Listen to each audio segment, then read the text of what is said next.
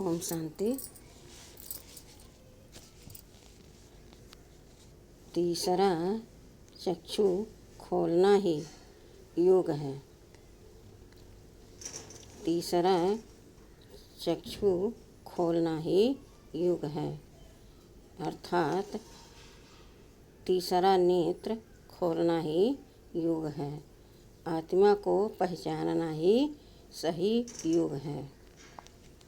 बहुत से लोग योग को एक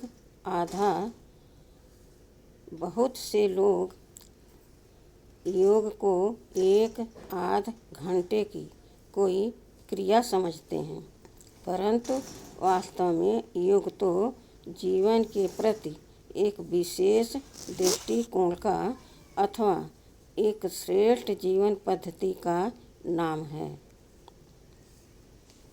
योगी का जीवन, उसका आचार व्यवहार, उसकी रीति नीति ही भोगी से अलग अलौकिक होती है। निसंदेह योग एक अभ्यास, पुरुषार्थ या क्रिया विशेष का भी नाम है, परंतु योग अपने समूचे जीवन को न्यारा और प्यारा बनाने की एक कला को अथवा जीवन के एक दिव्य विधि विधान को भी कहते हैं। ऐसे में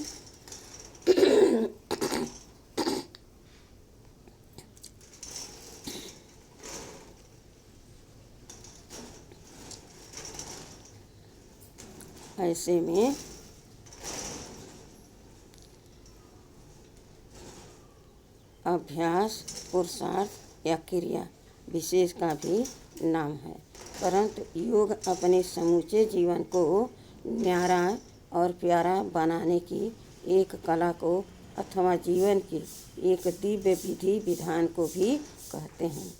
ऐसे में प्रश्न उठता है कि यदि हम संक्षेप में जानना चाहें तो आखिर योग क्या है?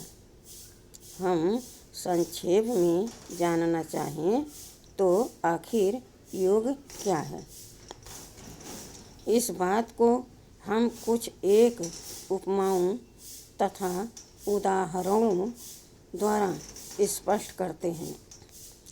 हम पहले कमल की ओर ध्यान आकर्षित करते हैं। कमल गंदले जल, दलदल अथवा कीचड़ में पैदा होता